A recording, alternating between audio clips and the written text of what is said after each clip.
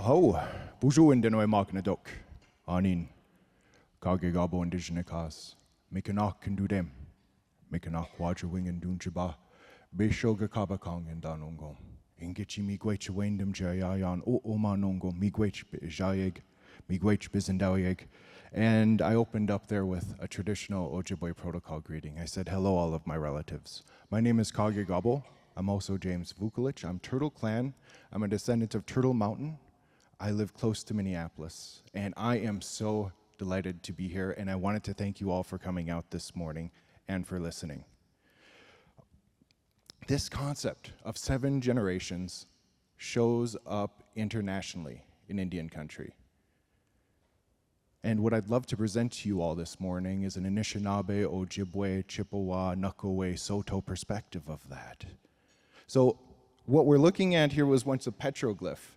Many people in the audience probably know that word. It comes from petrostone and glyph to write. And today we're using PowerPoint with a projector. So our media has changed a little bit.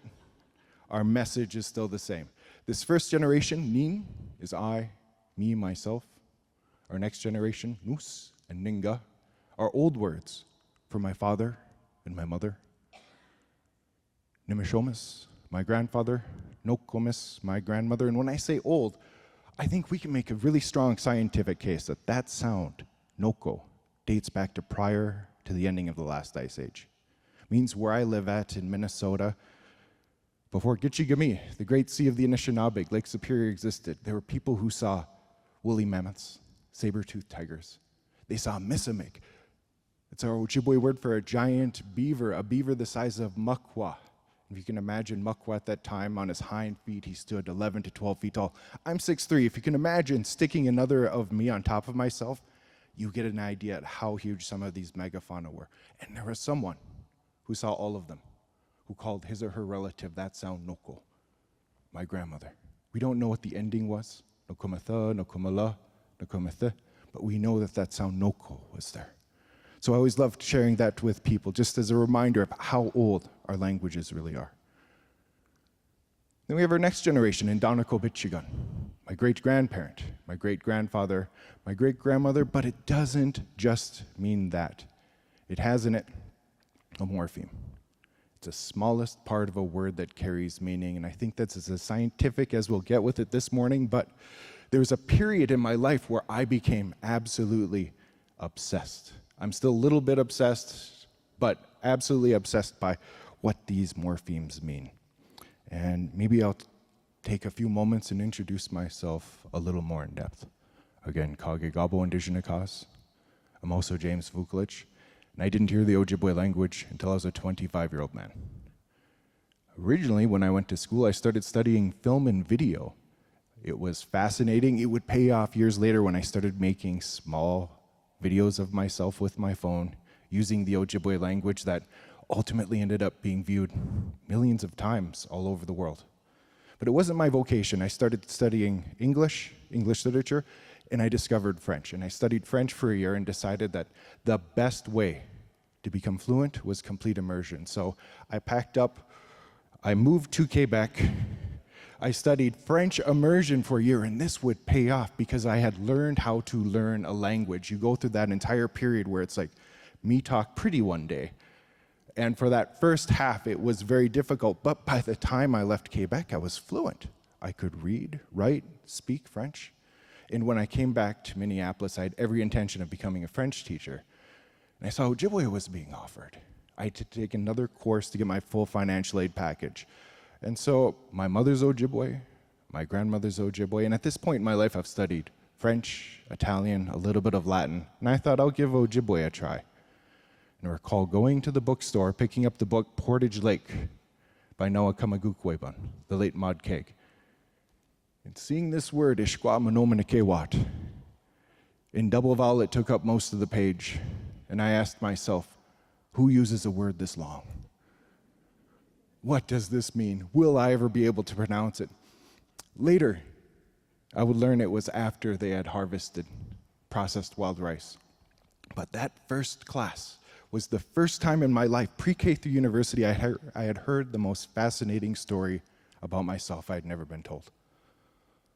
And I was absolutely fascinated. I began learning about myself, about who I am.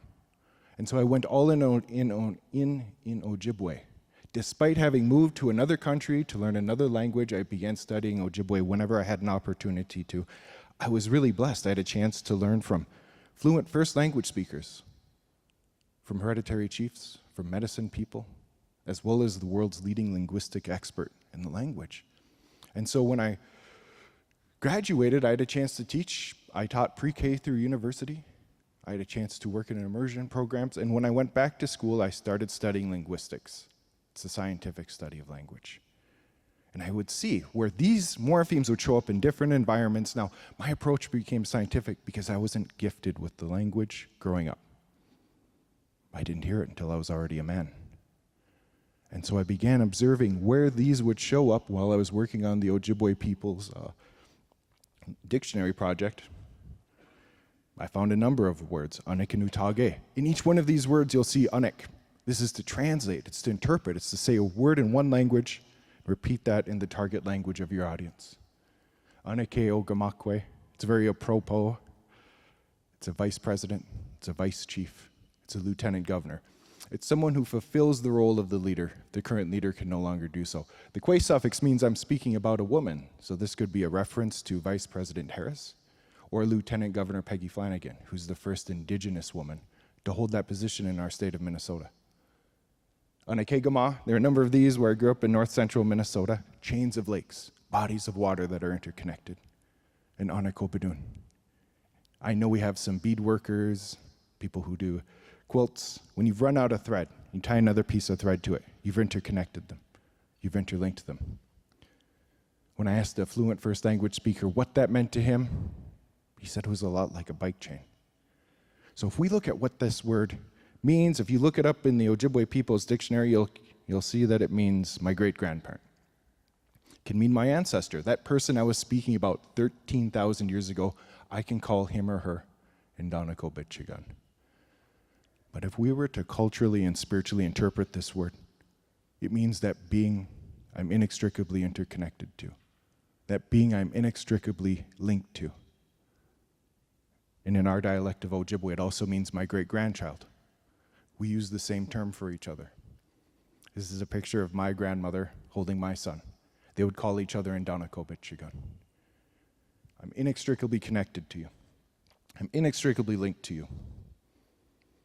And if we look at a petroglyph like this holistically, if it works going up, it should work going down. There's Nin, I, me, myself, Ngosis, my son, and Donis, my daughter, Nujisheag, my grandchildren, and then Indanako-Bichigan, my great-grandchild. And they call me Indanako-Bichigan.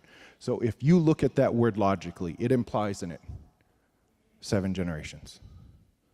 7 generations, past, present, and future, that are punctuated intergenerationally by this concept of I'm inextricably linked to you, I'm inextricably interconnected to you, and whatever is going to affect you is going to affect me. First time I really understood this, it brought up a number of teachings that take place both scientifically and spiritually all over the world. This is a word you probably recognize, karma. It's an ancient Sanskrit word. Sometimes we mistake it for the law of cause and effect. Really, it has in it kri, your actions, your deeds. So you can have good karma. You've acted with kindness, with benevolence, altruistically. That is what will come back to you. Or maybe you've been malevolent or mischievous, and you have some bad karma coming your way. This is a concept that shows up in so many Eastern Asian spiritual traditions. In the Middle East, particularly in the New Testament, this will become, you will reap what you sow. Whatever seed you put in the ground, that is the plant you should expect to grow. And Jesus is probably more explicit. He states, if you live by the sword, you'll die by the sword.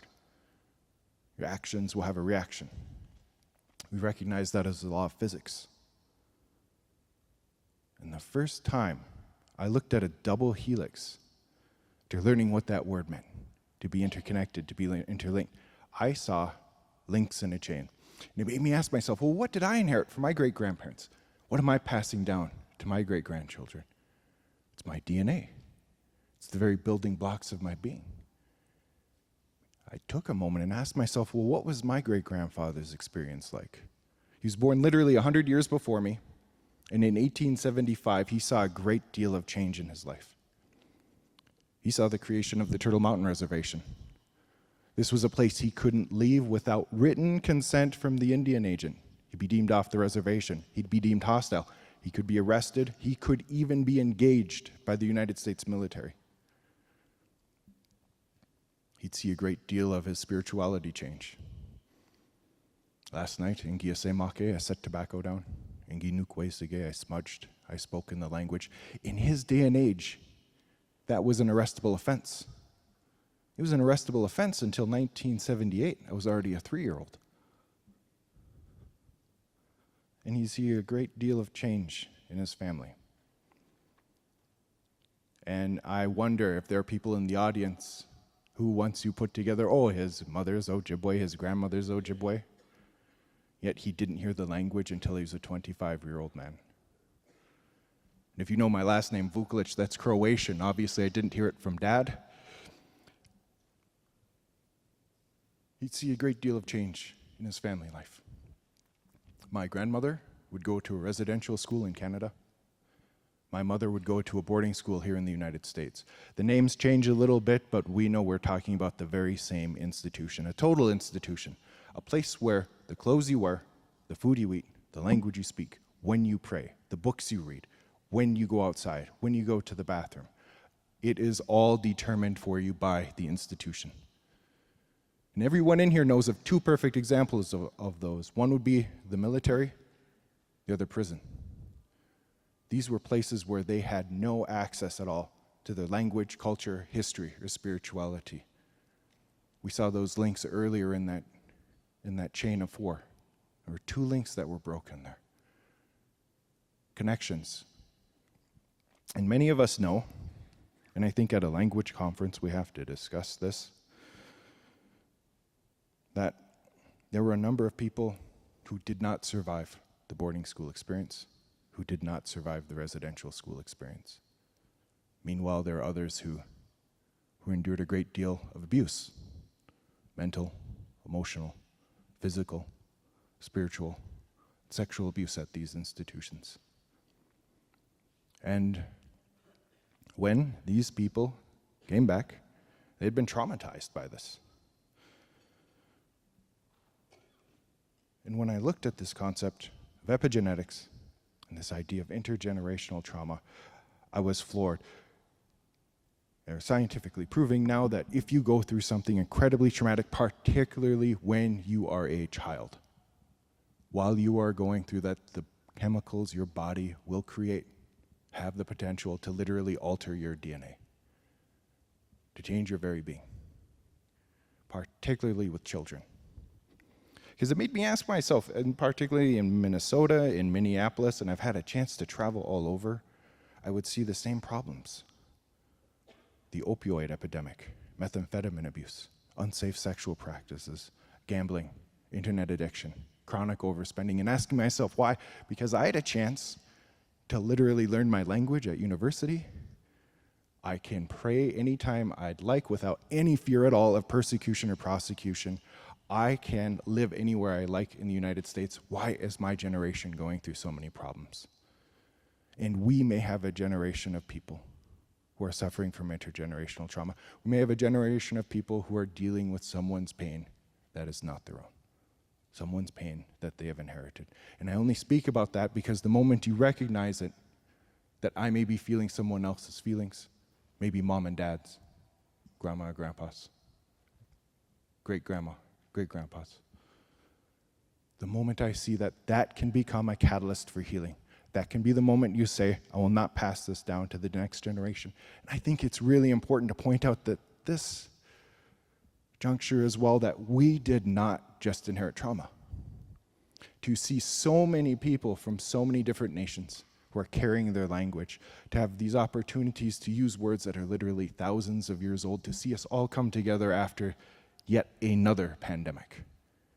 It shows me we've inherited strength, courage, fortitude, resilience. That's what I want to pass down to the generations who are coming. So when I first learned this, I was floored. It made sense, because I had heard this in ceremony, I had heard this in lectures, 7 generations. Always make your actions appropriate for someone 7 generations from now. And I recall speaking to the late Dr. Toba Sonaquid-Canoe. He was an Ojibwe professor of mine at University of Minnesota. He was talking about when he was growing up in the Lake of the Woods area, and he said, when he would say Gete Anishinabek, old-time Indians, people who had been born in lodges, on trap lines, the people who would see the first automobiles, he said they would try to avoid using in everyday conversation the center word nin, I, me, myself. I was a little curious about that. But when I translated that word, nin, into Latin, it made sense. It clicked. It's a word we all recognize, ego. For them, they were trying by example, by living the language, to say that this idea of ego, it might be an illusion. For them, the spiritual teaching was only Kije Manadu, only the kind spirit, the benevolent mystery uses I, excluding you. As human beings, we don't. We're inextricably interconnected. We're linked. For them, they would say, I am all of my relatives. All of my relatives are me. Now, this was really exciting because it made sense, it clicked. 7 generations, we're all related. And then that excitement was short-lived. It was replaced by this awesome sense of responsibility that was rising in me. It was the realization that every single action, choice, or decision that I make, and not just me, if you are in the room today, every single thing we do has the potential to affect someone we'll never see, speak to, listen to, or hold. Someone 7 generations from now. My question was no longer, why am I here? The culture, the language, the spirituality had answered that for me. I'm here because I'm related. It was no longer, why am I here? It became how. How can I live in peace and balance with my relatives? How can I live in a way that's positively beneficial for someone 7 generations from now? And we're not the only people to ask this. People all over the world have asked this question. This is Mahavira, and in the Jain faith, he spoke of moksha, mukti, liberation from that cycle of karma that kept him reincarnating lifetime after lifetime. For the Buddha, this was nibbana. If he said that word to you, that's what it would sound like. In the language of the priest, it's nirvana. He had put out the flames of desire. He wasn't always thirsting for it. He wasn't always reaching for it. Lao Tzu went in accordance with the Tao, the natural flow of the universe. Socrates in ancient Greece sought out the examined life. For him, the unexamined life wasn't worth living. And Jesus spoke of the kingdom of heaven, that divine spark he found within himself. And our ancestors spoke of Minopamatsuan, the good life, a life of peace, a life of balance, a life without conflict with my relatives or my environment, a holistic life. And our ancestors left us the way to do this. They called it the Gichi Debak Konegewanan. I know we're running a little late. Can I share one, at least I think, humorous anecdote about this word, Debak Konege? I've had a chance to travel and speak in the Treaty 3 area in Canada quite often. And when I would use this word, there would always be like kind of elderly people, but usually fluent first language speaker who'd be at the table like you and maybe nudging each other and giggling and like, hey, you know about this. Our modern word for this is a judge. It's a law. The people who were nudging themselves had had run-ins with the law. They had been sentenced, they had done some jail time, and were rehabilitated and back, and so they thought this was very funny. But if we look at a pre-contact meaning of that word, it has in it dib, it's to measure, to speak about. And akkon is with a wood-like article in your hand. Gitchi, of course, is great. What they're speaking about is the opwagan, the pipe.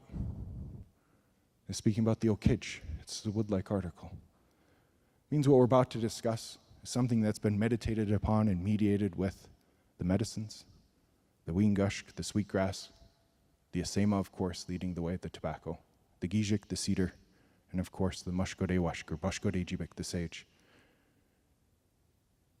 Another interpretation for that word, Gichi Debak Konegewan, be the great law, the sacred law.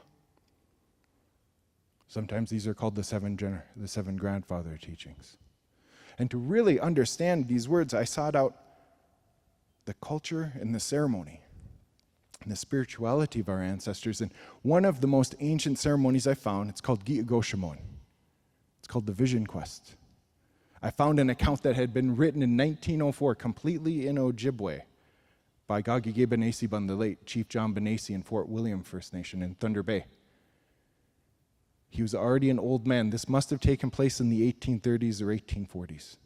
And he recalled he was woken up one morning by his father, and he used that old word for my dad. Noose woke me up. He was in a lodge, and he looked and he saw his dad had two things in his hand. In one hand was a dish with food. There was wias, venison, manoman, wild rice, minan berries, and in the other hand he was holding a piece of a kakanje, charcoal. Now the boy knows he's being presented a choice here.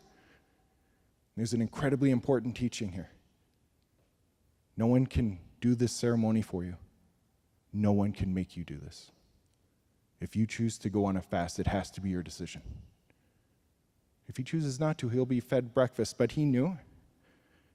He pointed towards the kakanje. The old man picked up the charred piece of wood and marked his face with it several times, makadeke, to blacken the face. And for the next 4 days and 3 nights, he went without food and water on Thunderbird Mountain. And I don't know if you've ever had to fast for either medical or spiritual reasons. I think everything past day 1 without water is uncomfortable. This is usually the part in the talk where I take a break and drink some.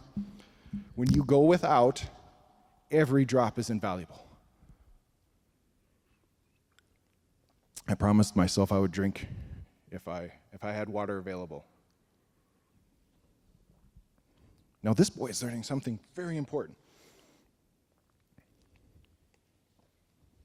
What happens to a human being without food, water, clothing, or shelter? Because he has none of those right now. You will die. You will die without those basic core human needs being met. And as he is up on that mountain by himself, lonely, thirsty, cold, hungry, he asks himself, where do I get my food, water, clothing, and shelter from? If you're an Anishinaabe person in the 1830s, it all comes from the earth. He is fed and clothed by the Wesiag, the four-legged, the birds, the fish. The Mitigug, the trees, are giving him a lodge. They're giving him fire. They're giving him the very oxygen he needs to breathe. The mushkaki, the plants that are growing, the medicines, literally the strength of the earth are healing and nourishing him, and the water is giving life to all of it. He realizes that he has a relationship with each one of those beings. They become relatives through that relationship. And he also realizes that I can't live without them. He's learning the sacred law of humility. That word, when we look at it, has a dabas, low, ain, is to think, and dizo of myself. I think lowly of myself. I'm not more important than my relatives. In fact, I can't live without you. You may do just fine without me, but I cannot survive without you. He realizes how important they are to his life. He begins to treat them with respect. He goes easy on them. It's literally, if you look up that word in the dictionary, it'll be to respect. It'll be to go easy on. He harvests only what he needs and leaves the rest behind. He takes enough to feed, clothe, shelter, heal, and nourish himself. And this is reciprocal from the Ojibwe perspective. They're doing it to each other. It's the animals, it's the plants, it's the medicines who are looking after us. And why do they do that? Because they love us. Our grandfather teaching our sacred law of love, Zagiet Duan, has in it Zog, which is to emerge. This is a friend of mine's name, Sagachwe. What we'll see in this next slide is exactly what this boy would see at the end of his first night of fasting. Some of you may recognize this as Wainabosho. This is the sleeping giant. And in a moment, we'll see Sagachwe. The person coming from behind the mountain, it's Gimishomasanan. It's our grandfather, it's the sun. And when the sun shines in the morning, who is the sun shining on? Everyone and everything. We are seeing, by example, what does the Spirit's unconditional love look like? It has to be something for all of us.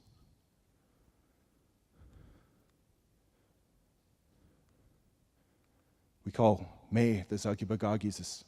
Zag is to emerge, bug is the leaf. This is Mandaman, the wonder seed, corn. And after this is planted, and the days become longer, they become warmer. all of a sudden, deep within this seed, life emerges. And when this corn comes to fruition, the corn will feed a thief or a teacher, a saint or a sinner. What we are seeing is an example of unconditional love. And we don't have just one word for love. We have shawenam, it's to show compassion for, it's to have unconditional love, it's to bless. Often we'll use this word at the end of a ceremony, shawenam shalom, shawenam shalom, shawenam shalom, shawenam shalom. Please bless, please have compassion, and please love all of us unconditionally. I would ask the same thing for you that I would ask for myself. It's a traditional perspective of indigenous spirituality. If we are interconnected, I would want the very same thing for you that I want for myself. So please bless all of us. And if there is someone in your life, you want to tell them that I love you, gizaki'in, or gizawenamin.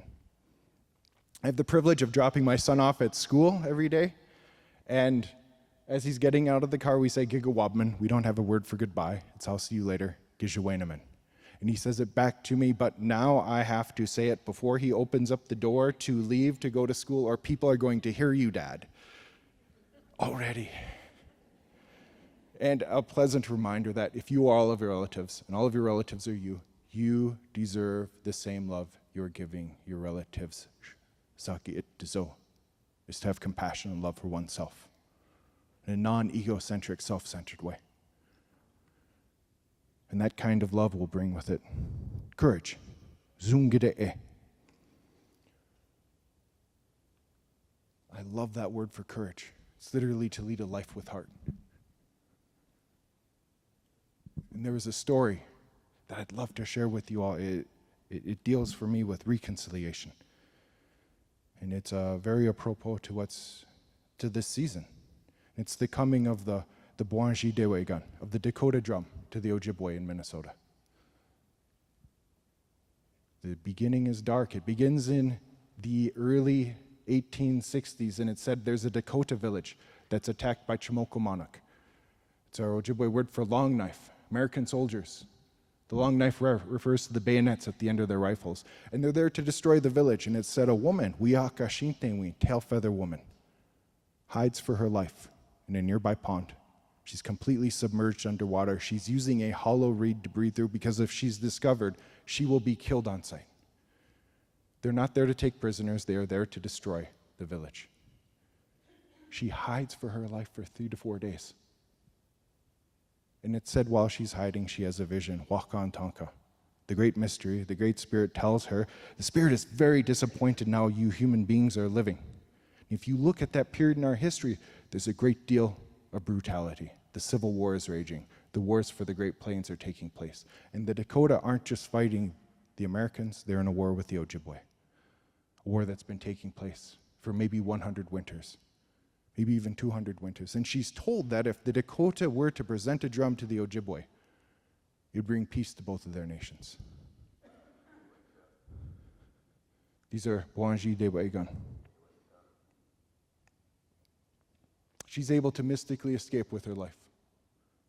She brings her vision to the holy men in her nearest village. They begin at once creating these drums. And when they present it to the Anishinaabe, and they sit at the drum, it's said that when the Anishinaabe accept it, and they sit with one another, and they strike the drum, they're playing the instrument that makes the sound of the heart. The de is the heart. Way, it's the sound. A gun, it's the instrument, the implement. And these people who had brought the worst that war has to offer, poverty, terror, bereavement, rage, anxiety, hatred, were able to sit with one another. When they sang, they spoke with one voice. The smoke coming from their opwagan, from their chanupa, from their pipes, were both of their prayers going up to the heavens. And at that moment they said, no matter what happens, I shall never raise my hand to you again. And this piece has endured. These drums will be played this weekend. They're played every fall. They're played every spring, in acknowledgement of that. And for me, Zungide'ewen was no longer, I am unafraid to go and fight Dakotas. It meant I am unafraid to treat Dakotas as relatives.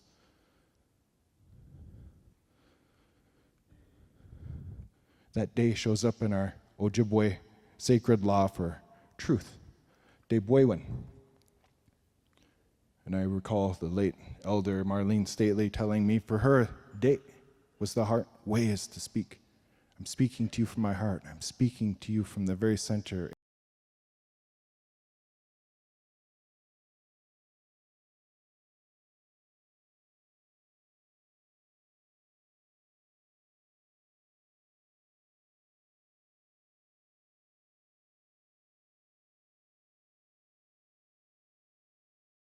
Who tells you to dress a certain way, look a certain way, speak a certain way, do a particular ceremony, and then you see them on a Friday or Saturday night out on the town doing something completely different. It's hypocrisy, it's contradiction. It's not being authentic. Honesty is, are my words in alignment with my actions? And if you are able to do that, every single one of your choices, every single one of your decisions will be wise. They'll be intelligent. They'll be enlightened. I hope this morning I've had a chance to share with you all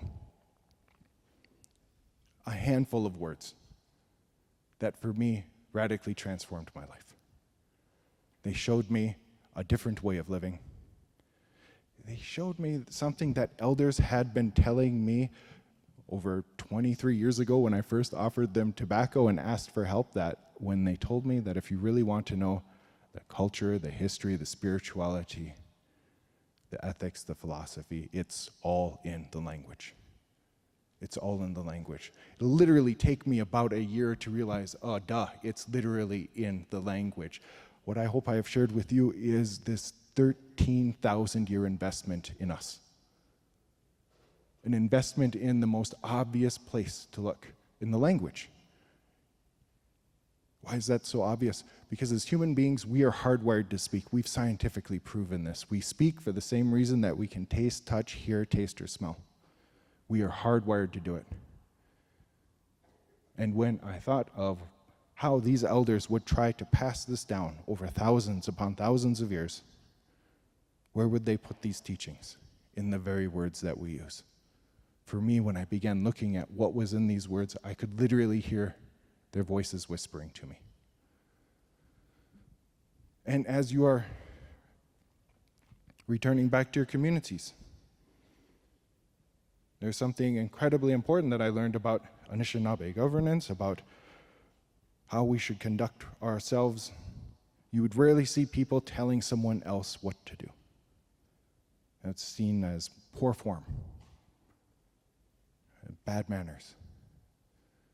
And it struck me that if I really wanted to change the world, I could change the one person I knew I could, myself. And that if I radically changed myself, and if I am all of my relatives, and all of my relatives are me, if I radically change myself, have I in fact changed the world? For me, that's very powerful. If I change the way I react and act with my family, my dudem, my clan, it changes how they react in our community. That changes how our community relates to the world. And so as we're going through bringing our communities back, I want to take a moment and just say, there are so many of you who have acted with true humility in bringing your languages back to your people and teaching them. For me, it was a humbling experience to learn Ojibwe. It's an incredibly complex and sophisticated language. It showed me great respect for the people who taught me, for those people who went easy on me as I was learning a very complex language. I have a great deal of love for those people who have passed it on intergenerationally. I've been, at times, great strength of heart. This is a very moment of Zungide Ewan, of strength of heart. I'm very intimidated to speak to you all. I've known of ILI for decades. I've used the syllabic font here. I'm a huge fan of this organization, but the strength of heart to venture, to learn, to teach. When you do that, to do that from your heart. To make sure that our programs are in alignment with our actions, to say that we really want to support language revitalization, yet to see those programs in our community working with that. And we know that if we act that way, all of our choices, all of our decisions will be positively beneficial, not just for us right now, but for someone coming 7 generations from now. I'd love to share this with you all. If you go to my website, you can download this, you can print it and share it any which way you see fit. And I want to take a moment and end this properly and end this traditionally and say, Miigwech Bizendawik. Thank you all so much for listening. This has been a privilege, it's been a pleasure. And Gigawabman. I hope we all have a chance to stay in touch. And again, Miigwech Bizendawik. Thank you.